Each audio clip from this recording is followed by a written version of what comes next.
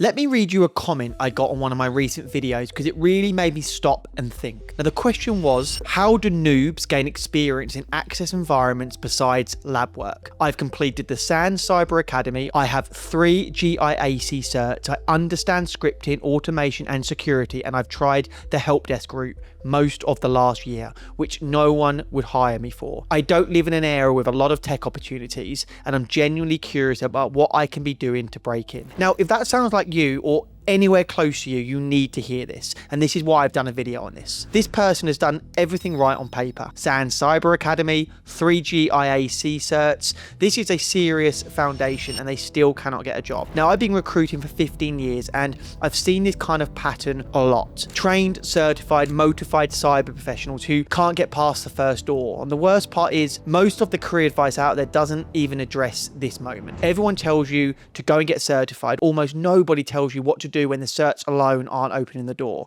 So today I'm going to explain exactly why this happens, what hiring managers actually want to see, and talk about 5 real paths forward that I've personally watched work for people in this exact position. Once again, no fluff, just a recruiter's honest take. Let's get straight into it. Hey everyone, if you're new here, my name's Luke Goff. I'm a cybersecurity recruiter and career coach. I've been recruiting now for about 15 years, and if you're not new, obviously welcome back to the channel and thanks for all your support. Now let's get straight to the video. Section 1, why this happens. The squeeze. Now let's name the problem first, because until you understand it, the fixes won't make sense. When you've done SANS plus multiple GIACs, you're sitting in a very specific gap in the market. You're overqualified for help desk. Hiring managers may look at your resume and assume you'll leave in 6 months, or that you'll be bored, or that you'll cost too much. So they quietly skip you, and I've seen this happen. But you're also underexperienced for the engineer roles your certs would suggest you're aiming at. A GIAC tells a hiring manager you understand the concepts. It doesn't tell them you've touched a live identity tenant at 2 a.m.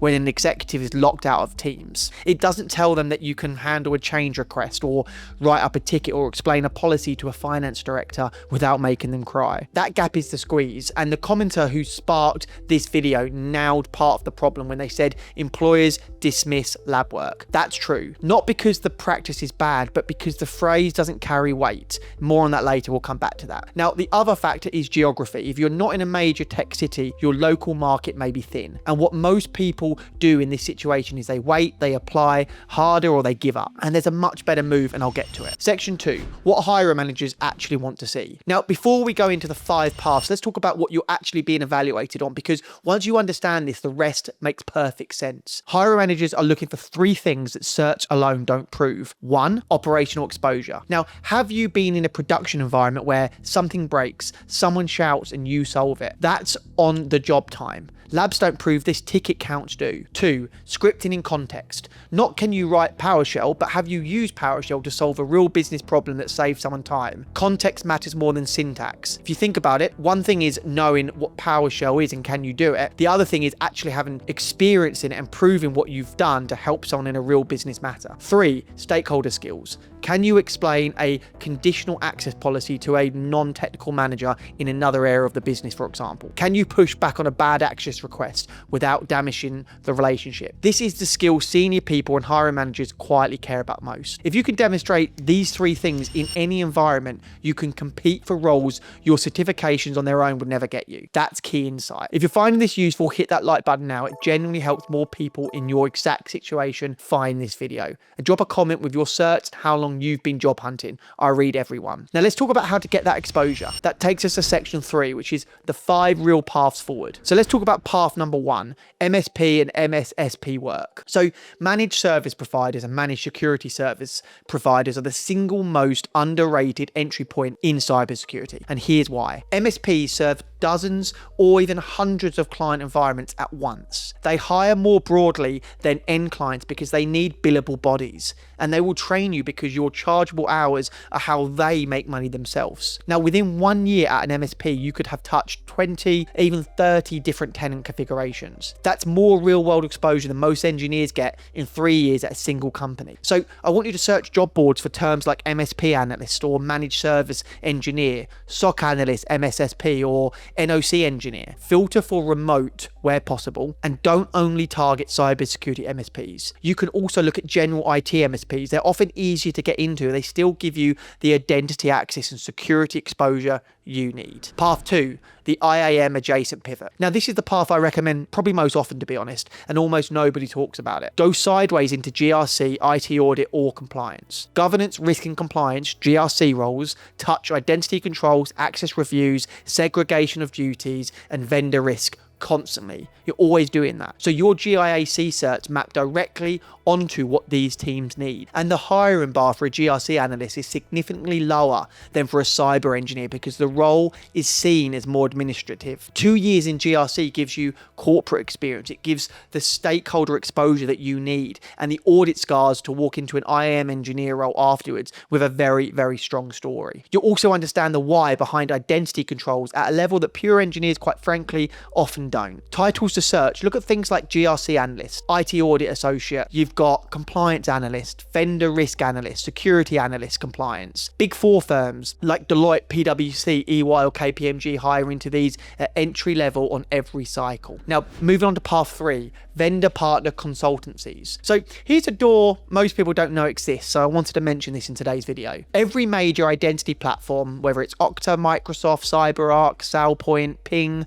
they all have a partner network of consultancies that implement their products for their clients. So these consultancies hire into their identity practices regularly, and they will train you on the platform if you come with a strong foundation. Now, I recommend go to the Okta partner directory or the Microsoft partner finder, the SailPoint and CyberArk partner pages. Write down the mid-sized boutique firms, do some research. They are where you will apply. Now, don't start necessarily with the global giant. Start with the 50 to 300 persons firms that need billable bodies and don't have an essential level hiring bar. Now, your pitch is simple. You could say, I have SANs plus GIACs. I've built out a lab in platform X.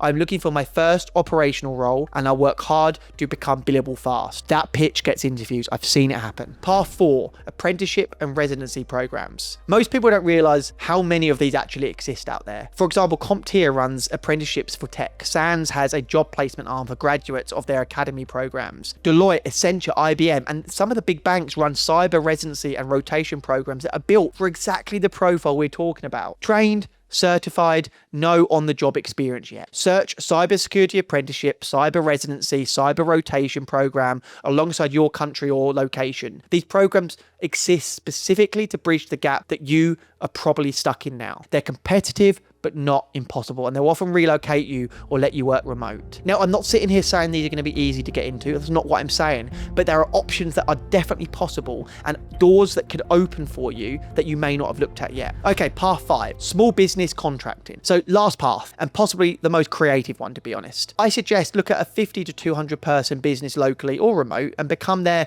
Entra and Microsoft 365 person for 3 to 6 months. Most small businesses are running Microsoft 365 with barely any configuration. They don't have conditional access properly set up. They don't have lifecycle workflows. They don't have named admin accounts or even proper MFA enforcement. You can quote a small flat project, implement all of it and walk away with a reference, a case study, and what accounts for 3 to 6 months of real identity engineering work on your resume, and that's gold. You find these through local business networks, LinkedIn, Upwork for international work, and by asking every accountant and lawyer you know if their firm needs help with their Microsoft setup. Most of them do. Ask friends, ask family. Who do they know that are lawyers or accountants? Who do they know that might need help with this? You'll be surprised what you'll find. Okay, section 4, calling it lab work. So quick but important aside, the commenter I'm responding to said employers dismiss lab work. Now, that can be true, but it's a framing problem, not a fundamental problem. I'm always talking about how you need to build home labs, etc. But the word lab can sound academic. It almost sounds maybe homeworky. When you call it lab work, the recruiter hears hasn't done the real thing yet. Change the word. Maybe don't just use lab work. Maybe do lab work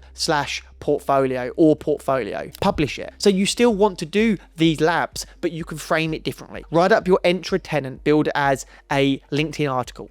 Record a 10-minute walkthrough of your Okta configuration and put it on YouTube, for example. Push your PowerShell provisioning scripts to GitHub with a proper README and write a case study. Now, suddenly, the same hours of practice become public evidence of capability, and recruiters and hiring managers do find this stuff. I've personally shortlisted candidates because I found a well-documented identity project that they'd published online, and that's Reframe. Section 5, the geography myth. Now, one last thing, because the commentator raised this. The belief that you need to live in a tech hub to break into cybersecurity is mostly outdated in this day and age, especially for identity work. Now, cloud-based IAM is one of the most remote-friendly areas in cyber because the work is inherently done in browsers and cloud consoles. You do not need to be in Sydney or New York or London. Now, if you are in those cities, of course, there's going to be lots of opportunities, but don't think you can't get a job in this if you're not. What matters is that you search remote roles deliberately. You apply internationally where visa rules apply, and you pay for 1 month on LinkedIn Premium when you're actively looking so you can message hiring managers directly. Now, if you want to know more about LinkedIn Premium and how that works, drop it in the comments and I can do a video on that, or I can contact you directly. So here's my honest summary. If you've got SANS plus multiple GIACs and you can't break in, you are not the problem. Your positioning is the problem, and positioning is fixable. Target MSPs and MSSPs, pivot sideways into GRC or audit, apply to vendor partner consultancies, look at apprenticeships and residencies, pick up small business contracts to manufacture your own on-the-job time, and stop calling your practice just lab work. Start thinking about calling it also a portfolio and publishing it. Do a few of those in parallel, and 6 months from now, your resume looks completely different. And once again, I'm not saying it's easy out there. I do appreciate I get people say it's hard, it's a tough market. It is a tough market. So once again, in my videos, I'm talking about tips and ways from a recruiter and what you can do to stand out from the rest. Now, if this was useful, I really hope it was. Please do hit subscribe. I put out videos every week giving recruiter honest advice when breaking into cybersecurity. No fluff, just what actually works and what I see in the market. I really do appreciate your support. I love trying to help people and putting this information out there. Drop a comment with your certs and your story. I read everyone, and if I can point you in the right direction, I certainly will. Now, remember, if you haven't yet, check out my Cybersecurity Job-Ready Blueprint. It's a digital product I've put together that will help you break into cybersecurity. It's $14.99, cheaper than most textbooks, and it will give you so much value and give you a clear route for the first 90 days on what you should be doing to help break into cyber. Once again, thanks again for watching. Now, as always, keep leveling up your career. Thanks for watching. I'll see you on the next one.